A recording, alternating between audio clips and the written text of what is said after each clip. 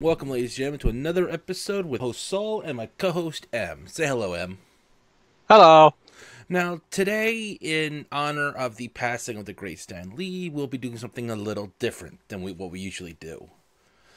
We'll be talking about some of our favorite movies that Marvel has created in the Marvel Cinematic Universe, and some that we think should go burn a trash pile.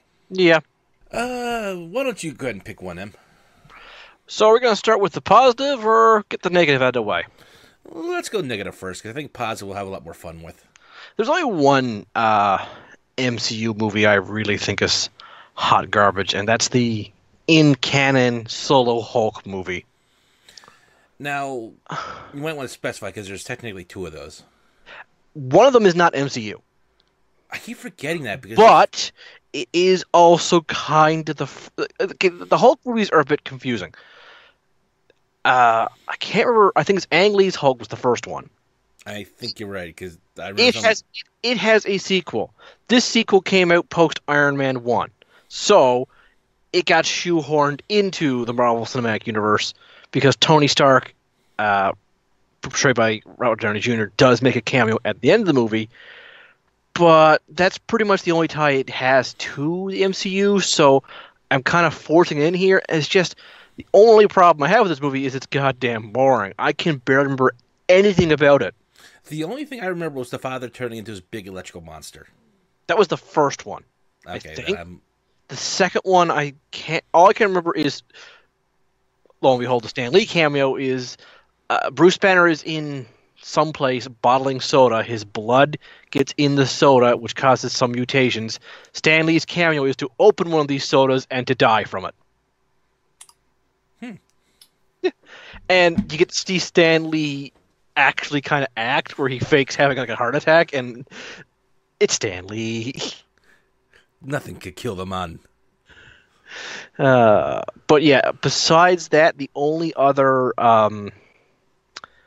MCU movie I don't really care for is probably Thor 2. Yeah, Thor 2 had a lot of issues, I think. Thor 2 was just not. It was. I can remember scenes from it. It made me chuckle in a few places. It just was okay. It's better Thor than 1 wasn't that big on my list either, but 2 was just below it. 2 is just below it, but both of them I think are good movies. I mean, I enjoyed them, but I'm really not in any rush to rewatch them. Yeah, they're standard movies. They're not trash piles. So what about you? What's your bottom of the MCU? I'll probably get a lot of hate for this, but I'd have to say the movie Logan. That's not MCU. Really? That is God damn. Fox's Marvel. It's still technically Marvel. It is technically Marvel, but if that was the case, I would have to say X-Men's Wolverine Origins would Is be that my the least one favorite. with the horrible Deadpool? That's the one with the horrible Deadpool. It's That's just what a bad. Okay, it ruins one of my favorite characters. It's just a bad movie. It's just a bad movie, and it ruins one of my favorite characters. Yeah, it's one of the things where they try and tie in too much into one character and it ruins the entire thing. And I don't really care much for Wolverine himself as a character. He's always been kind of. Eh.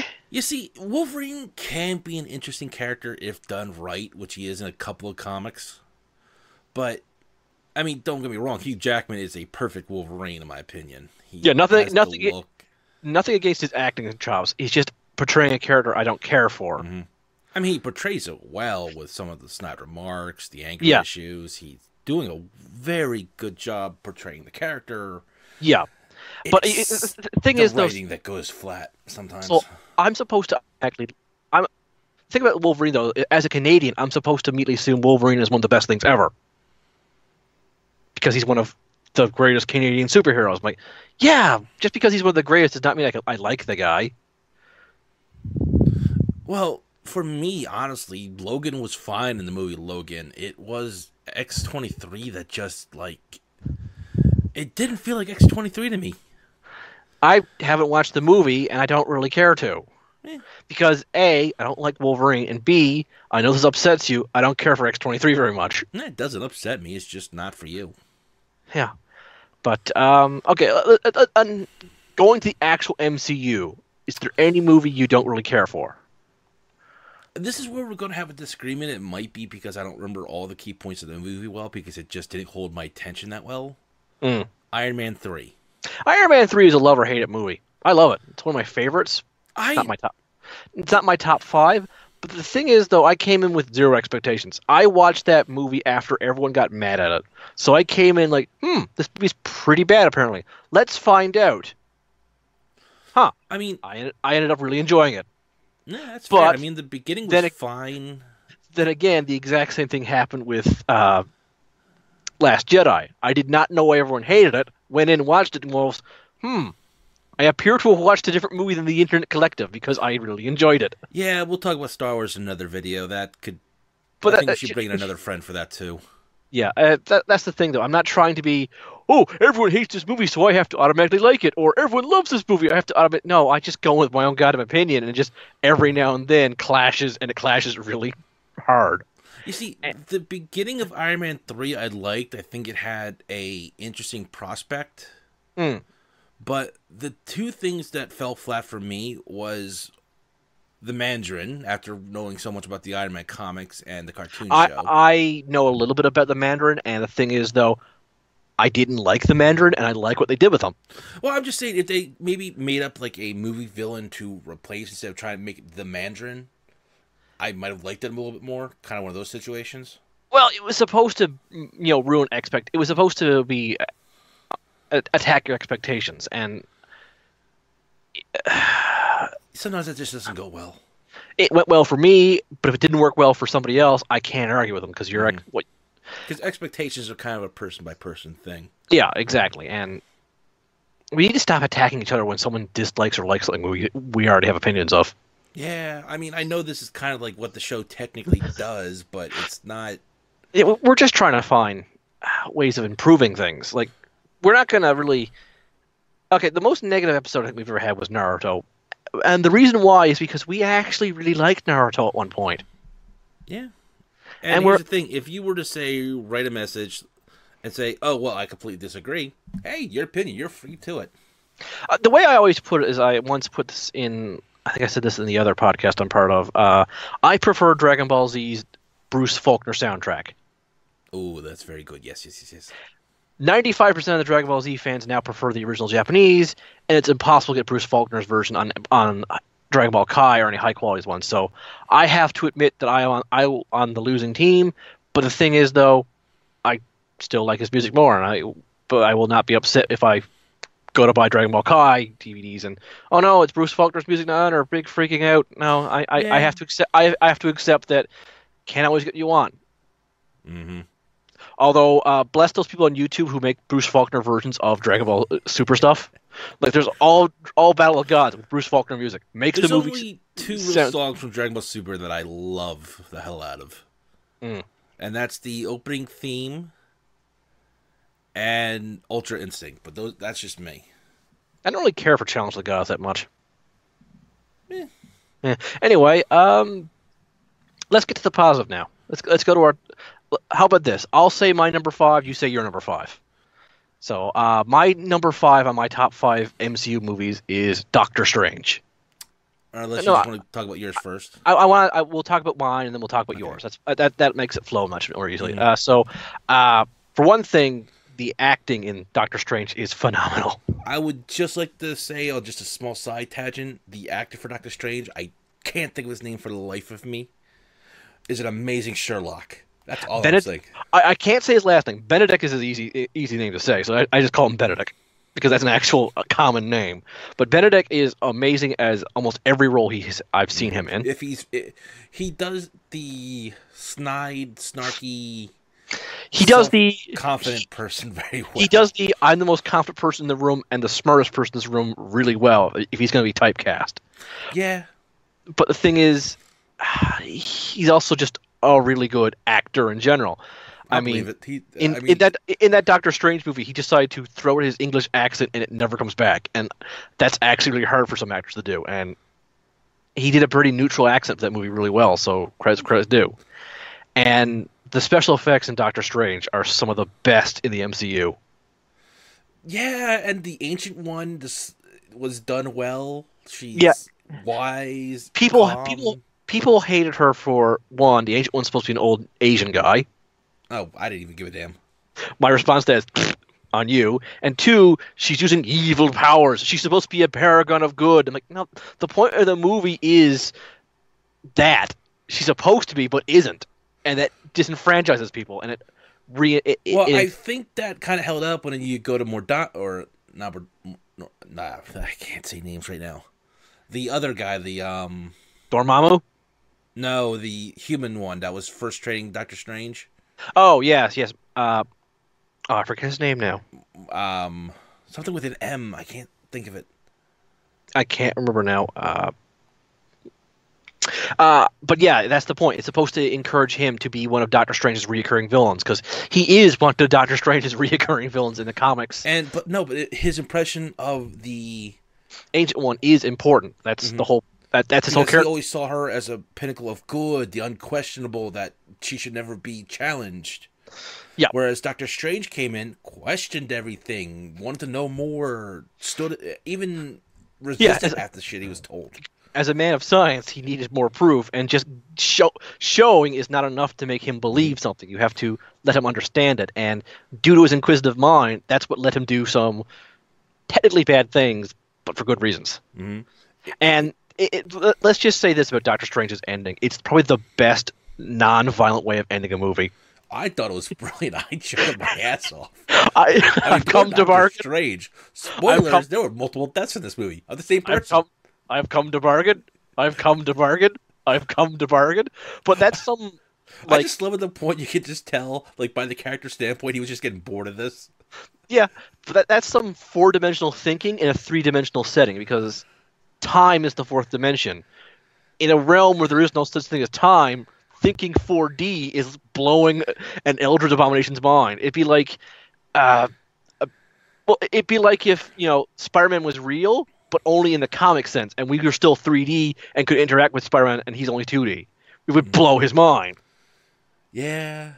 Because we could attack him from a third direction. So what's your number 5? I would have to say... It was kind of hard picking this, because my top 5 are all kind of somewhat interchangeable to that point. Because I had to remove 2 movies I wasn't sure I could to make my top 5, because I didn't want to do any this is a tie. Mm-hmm. So... See, that's the problem with me, because I'm very wishy-washy about where I put things, as you know from knowing me. I can put my foot down, and I did for this list, but I do regret not putting one movie on this list. And maybe if we have time, we can just talk about it, because... Yeah, honorable mentions, but what's your number 5? I'd say number 5 would probably have to fall to the first Avengers movie. That is really good. No discredit to it, and it could easily go higher if it weren't for other things that I liked about the other movies.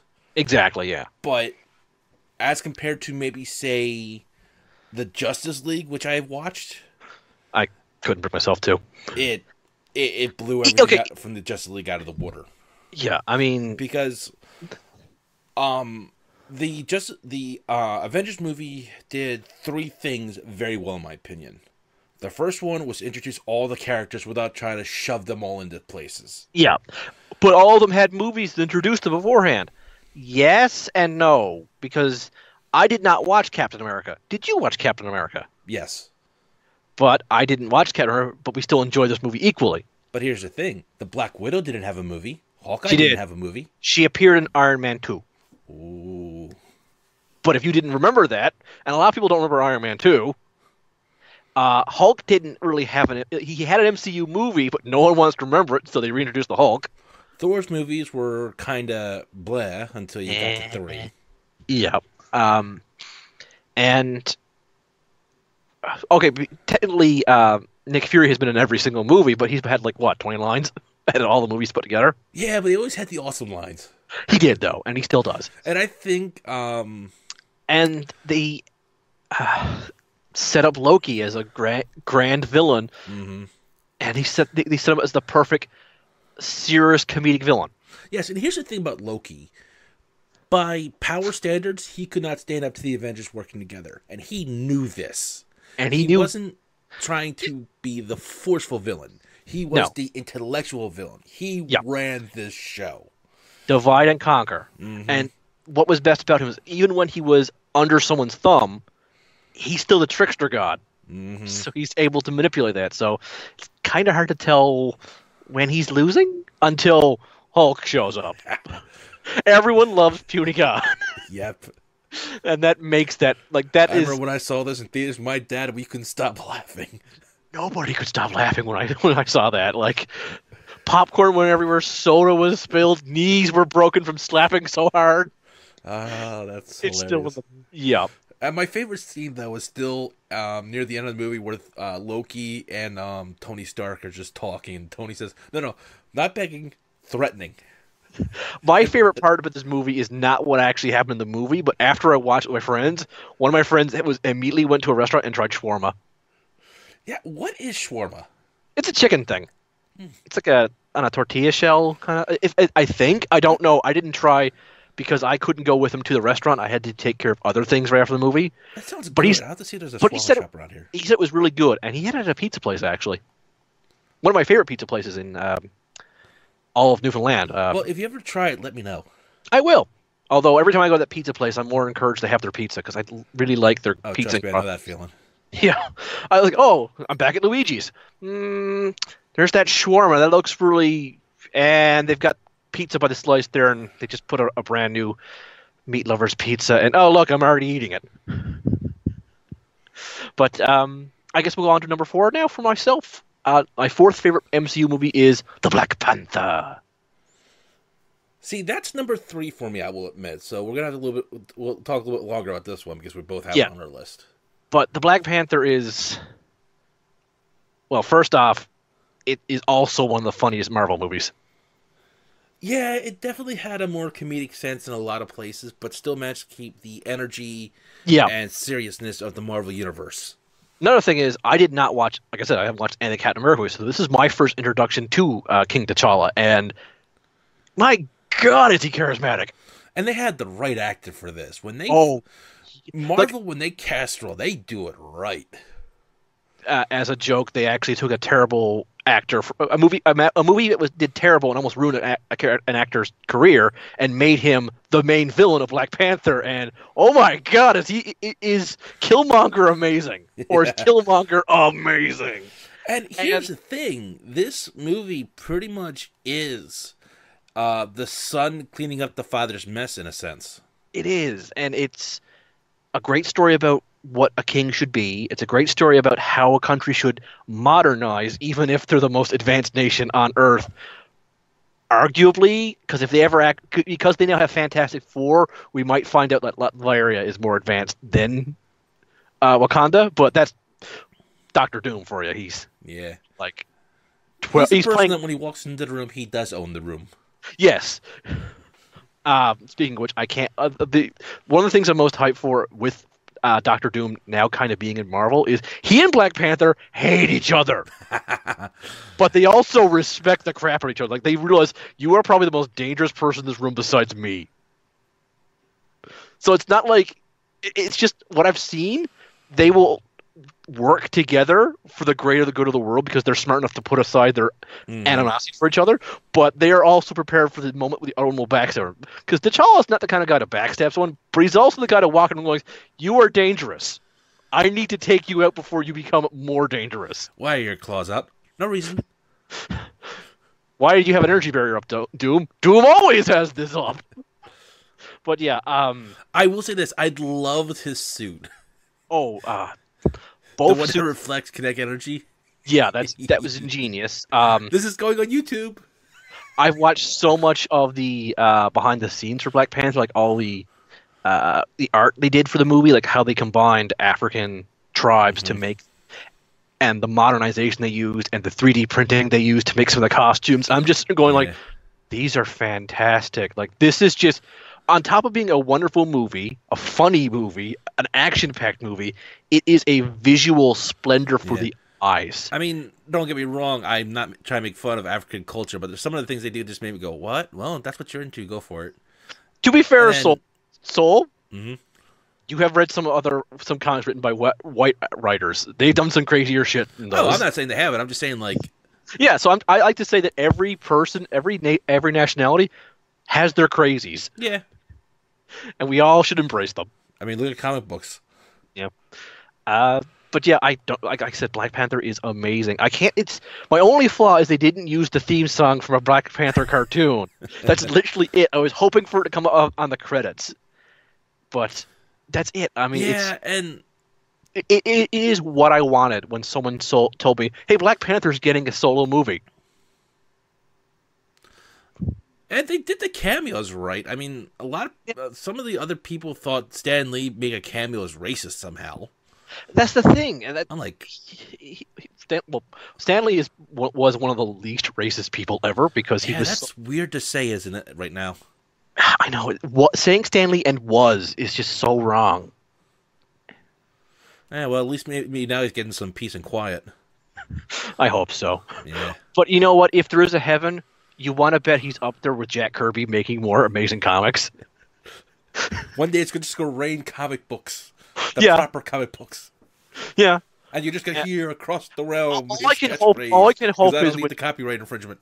all I can hope is if there is an afterlife and Stanley goes up there and he sees Steve Ditko, they make up because they didn't really have a great relationship near the end of their lives. Yeah. Because let's be fair, they made Spider-Man and while they had their differences, they were still amazing. They were an amazing team. Yeah. But yeah, let's give me your number 4 on the MCU list.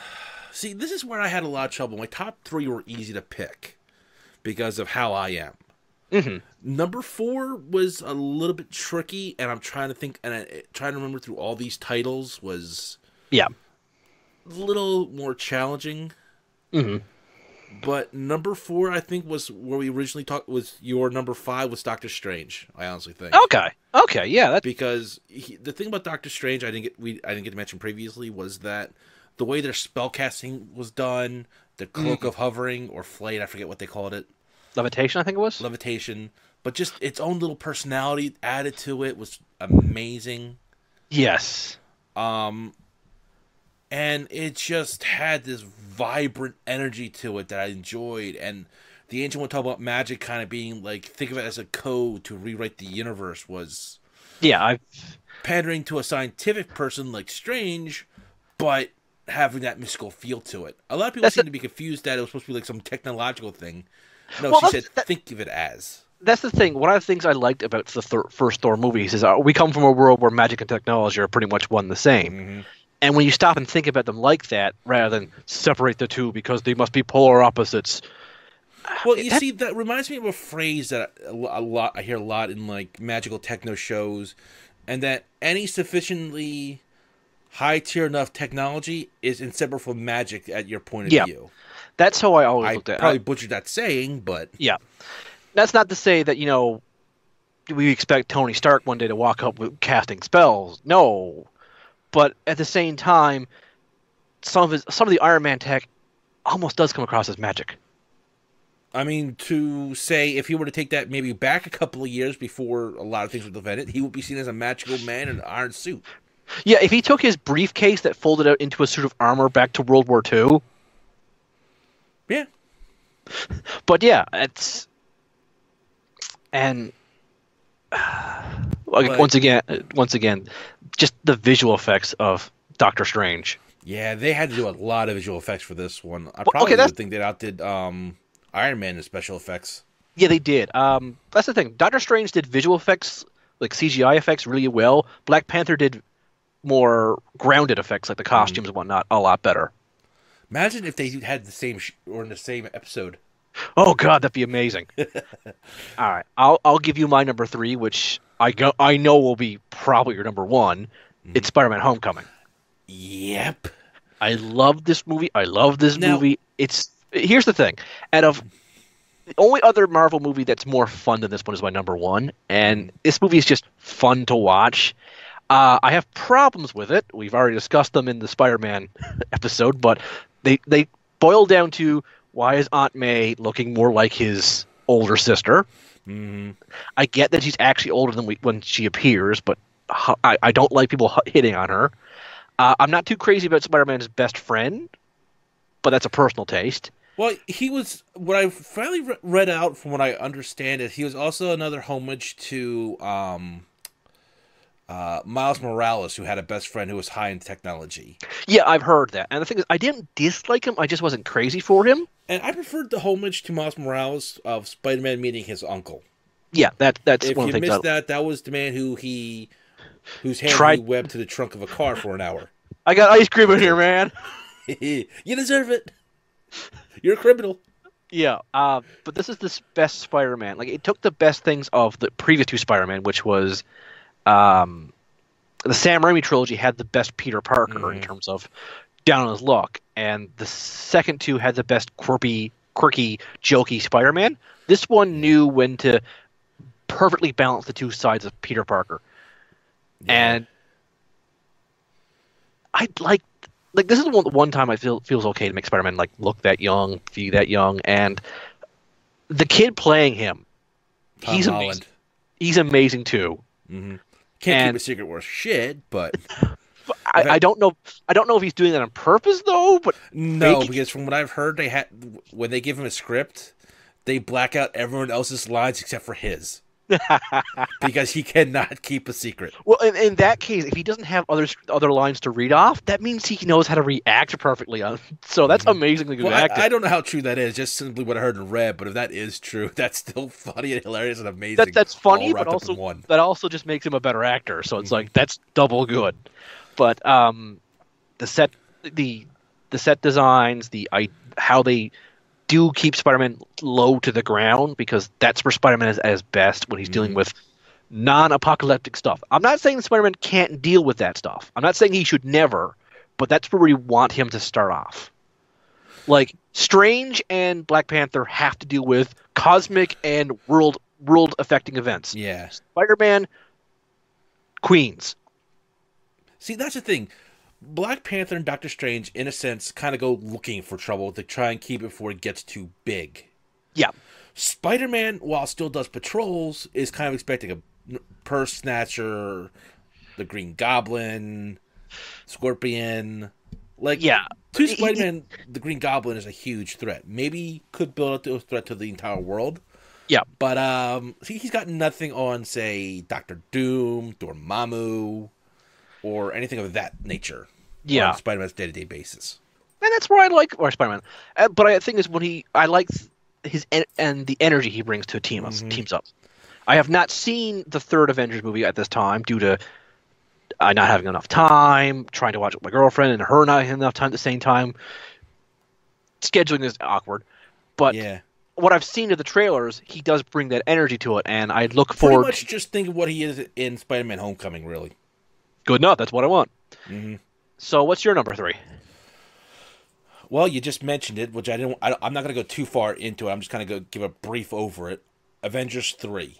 Okay, fair enough. Because this movie, in a sense, kind of keeps up with the fun, well, I shouldn't say fun, happy-go-lucky, but the energy from, say, Avengers 1, Spider-Man Homecoming, and a touch of Thor Ragnarok, but it kind of gets more serious than Thor Ragnarok, but it doesn't go like Dark Knight serious. I mean, Good. Thor did lose a lot, so it's kind of like... Well, yeah, we'll talk about that later, guaranteed. Yeah. But it has... The characters are still themselves. No one really lost position. And a lot of it makes a lot of sense for where they're going with it. Like, after the second Captain America movie, when the team breaks up, they don't try and shovel in why they should all get back together. In fact, technically, they still haven't. Good. But it doesn't really shoehorn anything, is the best way to put it.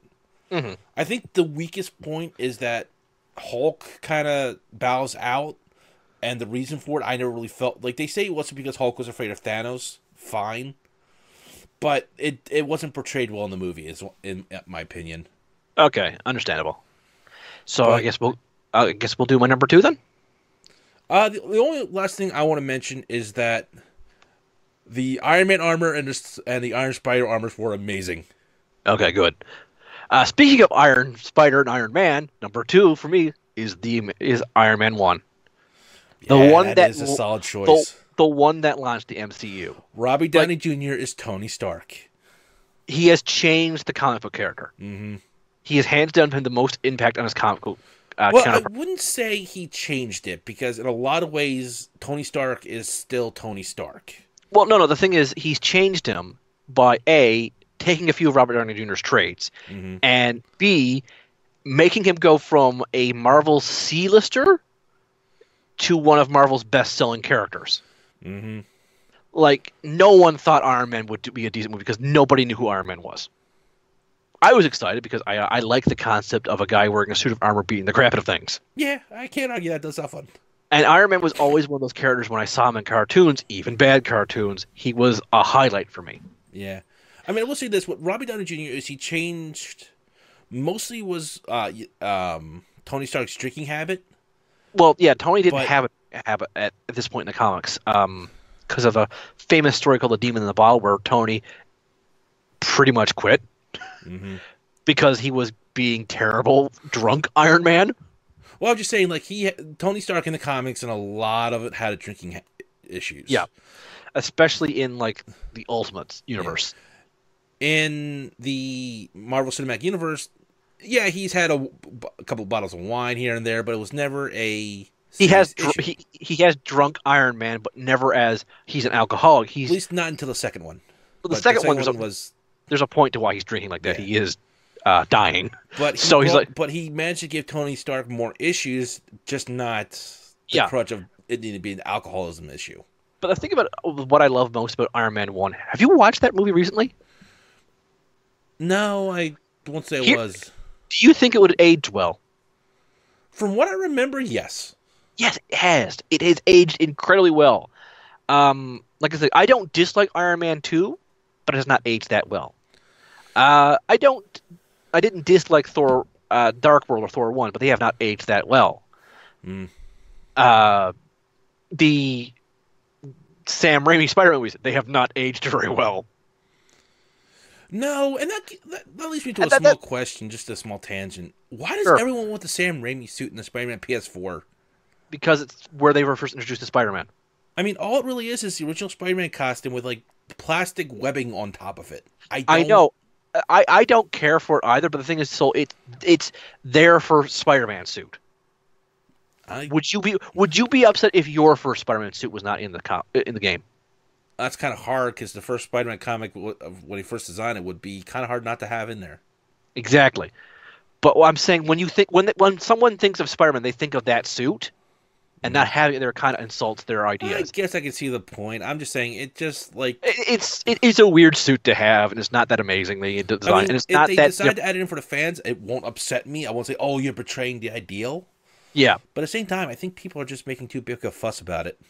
My response is no one wants the Amazing Spider-Man movies suit in the game, from what I've seen. I think that one deviated too much from the first suit to really be there. To It's be fair, though, I like that suit more than the original white I like spider. the one from Amazing Spider-Man 2. It was a little bit different, but it still was more matching to the original suit. All right, going back to Iron Man, the practical effects and the special effects in that movie have still aged pretty well. The I writing just is love still, watching him try and build the Iron Man suit. Trying to first learn to fly, hitting the Yeah. ceiling. the destruction he causes in his own Garage. garage. That's adorable. The And little arm with the somewhat sentient AI that Tony talks to. just the noise Just- it makes, and how amazing Pepper Potts is in that movie. How much shit she had to put up with. Bless. Yeah. A lot of people say the villain was not very strong. The villain is not very strong, but Iron Man 1. But the thing is, Iron Man 1's real villain is more Tony Stark in a sense. I want to say Tony Stark's real villain in number one was himself, but kind of his past self to evolve into Yeah. his new self. Which is what the villain does represent. And Mhm. I do like the Ironmonger suit design because they're trying to recreate the first Iron Man suit that, one built in the cave. So, of course, it's going to look like crap because Tony didn't have any parts he needs. He would have built the Mark II suit in that cave. Yeah, and he didn't had- they say they also recovered pieces of that suit from the desert? Yeah, and they're using parts of it for it, not just recreating, but actually part of the suit. Yeah, that's what I thought I remember hearing. Yep. But what's your number 2? My number 2, Thor Ragnarok.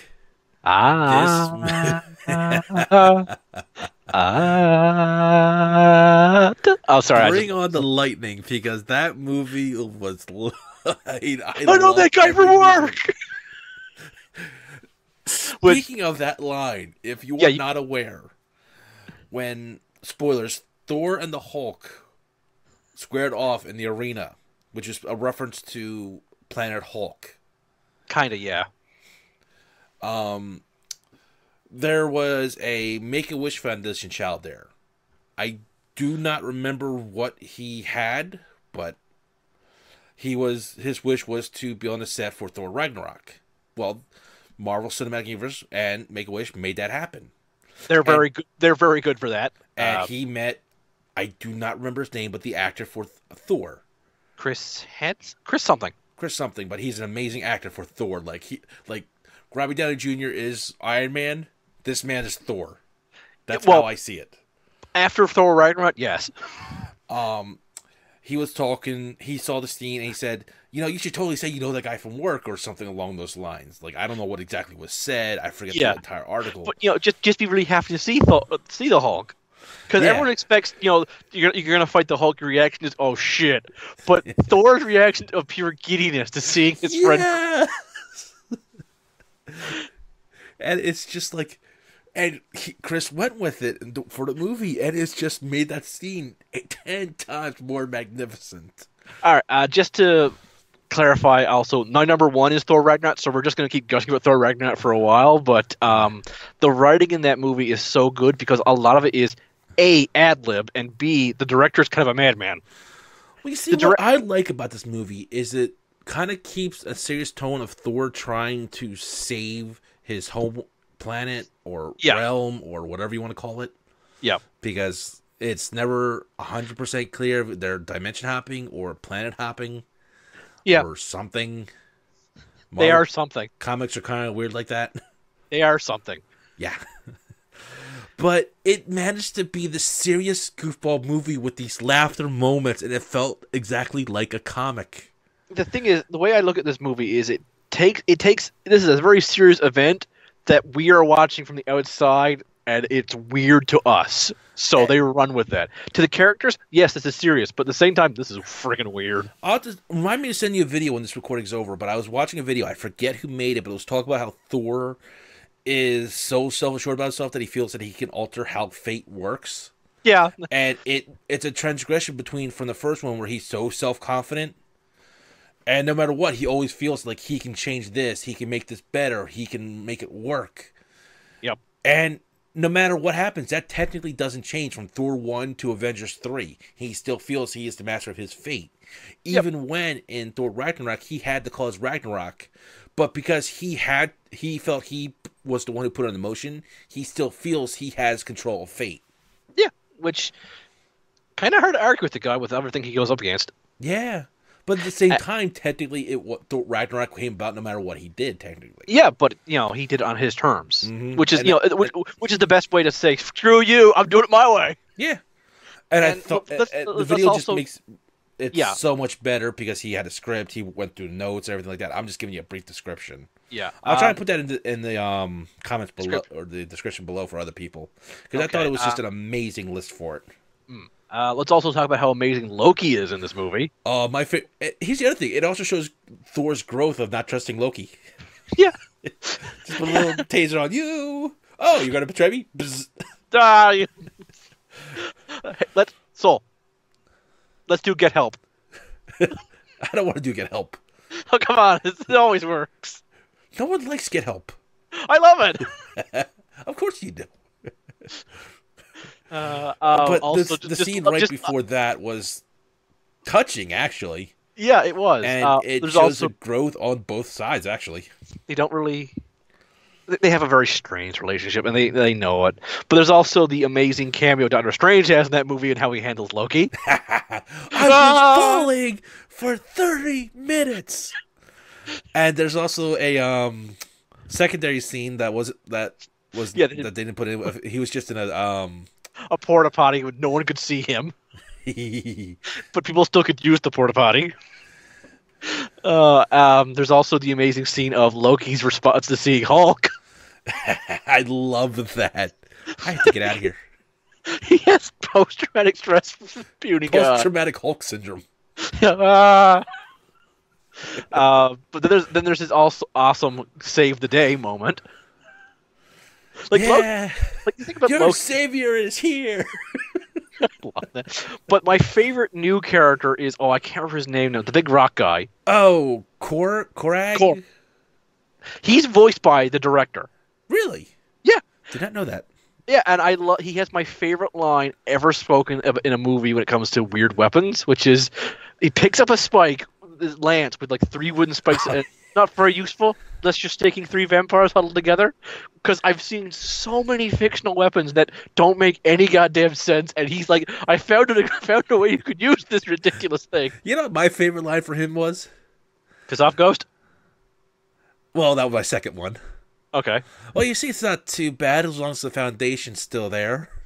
3 seconds later, everything explodes. Yeah, everything's gone. I'm sorry. My favorite other one's like, the revolution.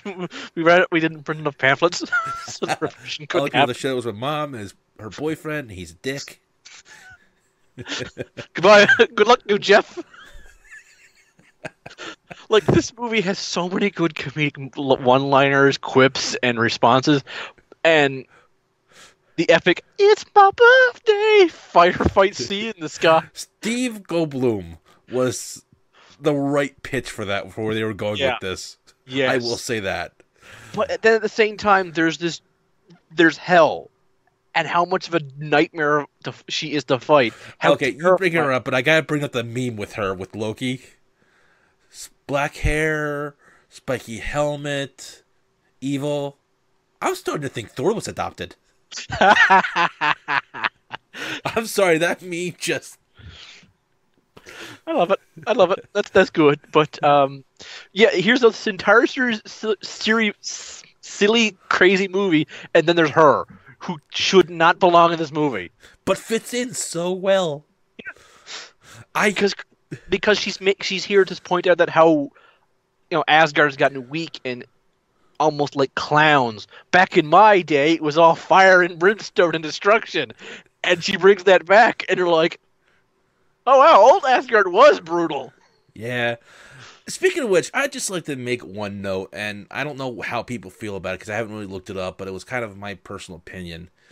The Bald Executioner, the guy that she kind of first met when she came in, Oh yeah. like, in a sense, I don't think he really did anything wrong. He was just trying to survive the all-powerful Demon Witch. What is he supposed to do? What Like, his final moments were pretty much the only way he could have actually saved the day. mm-hmm.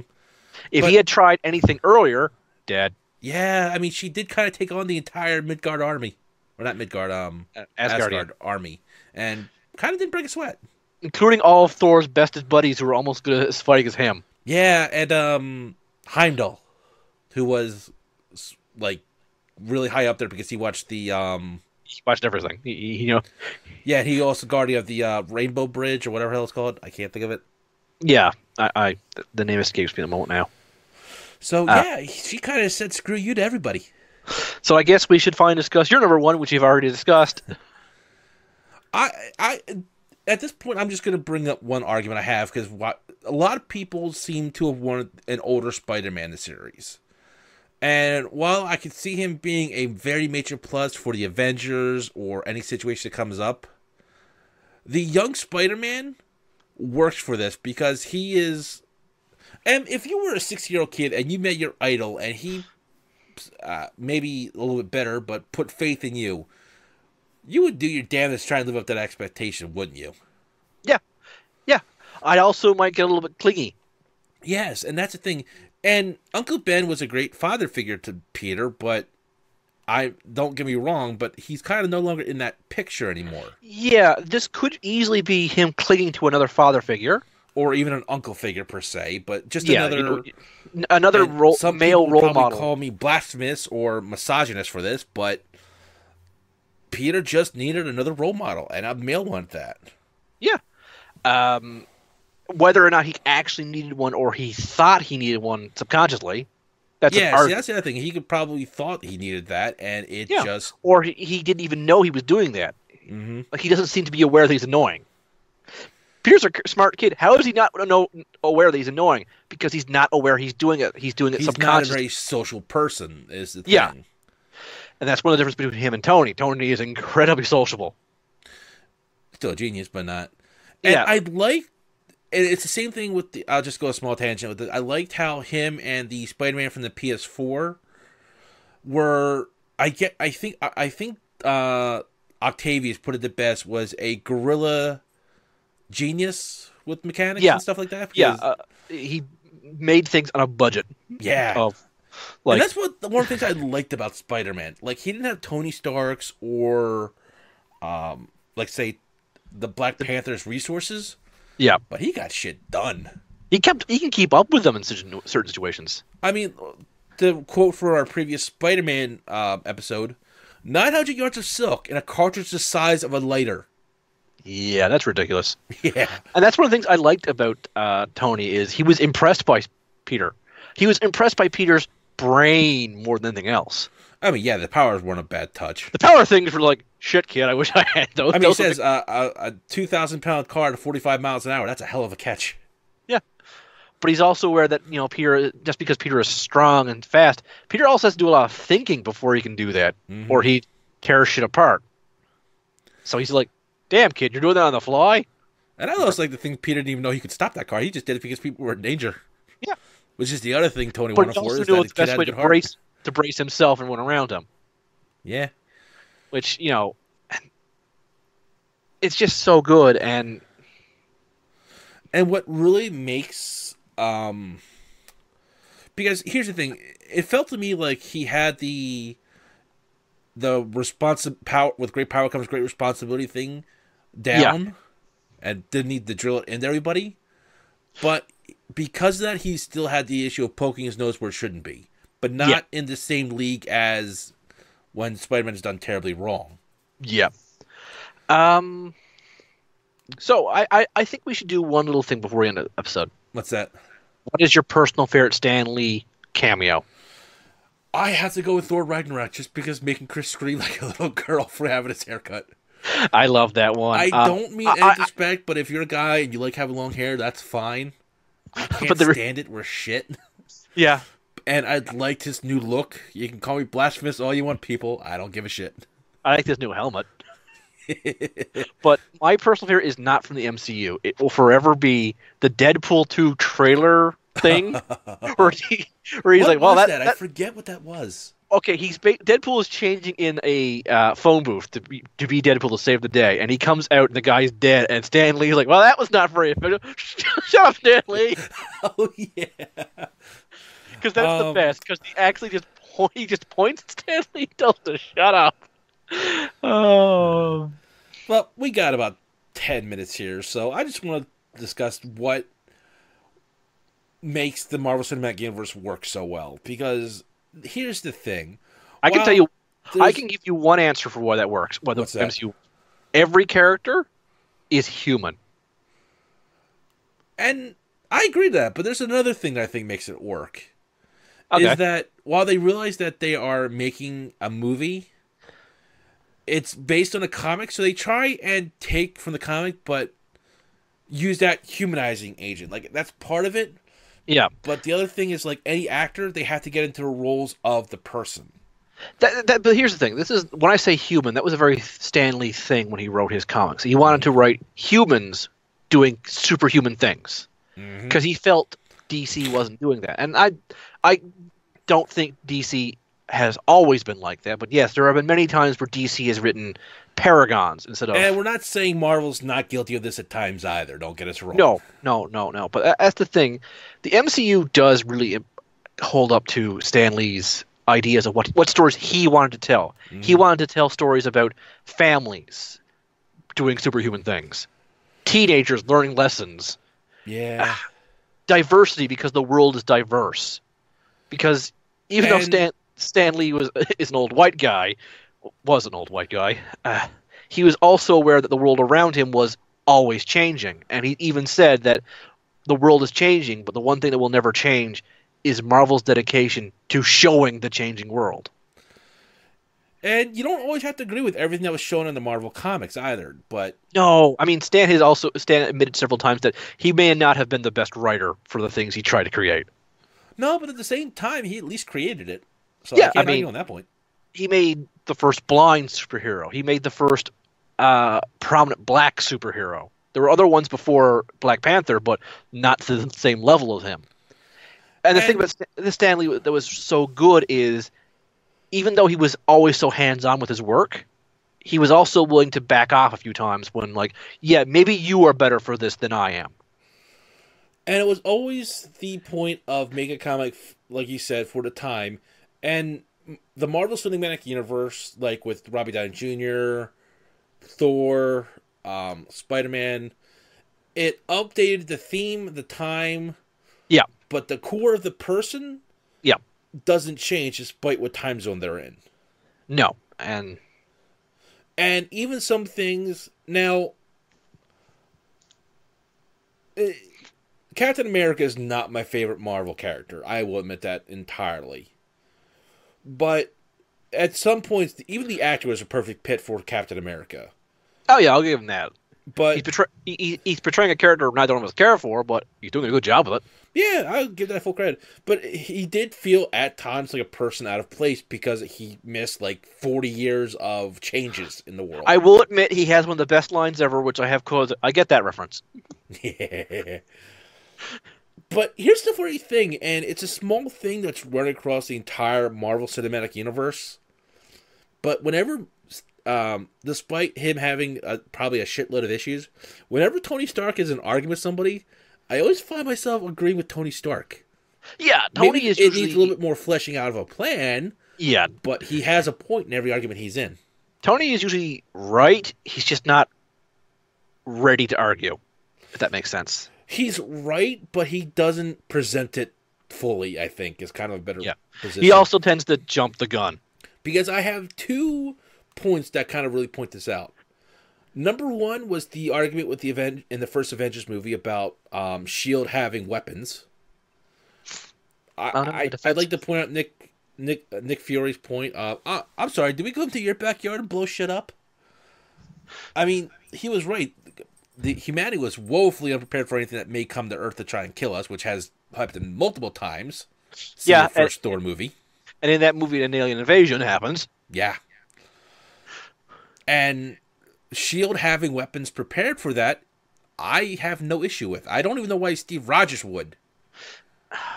Oh, wait, no, I know why. Because, the Red Skull used this as a power source. It must be pure evil. Yeah.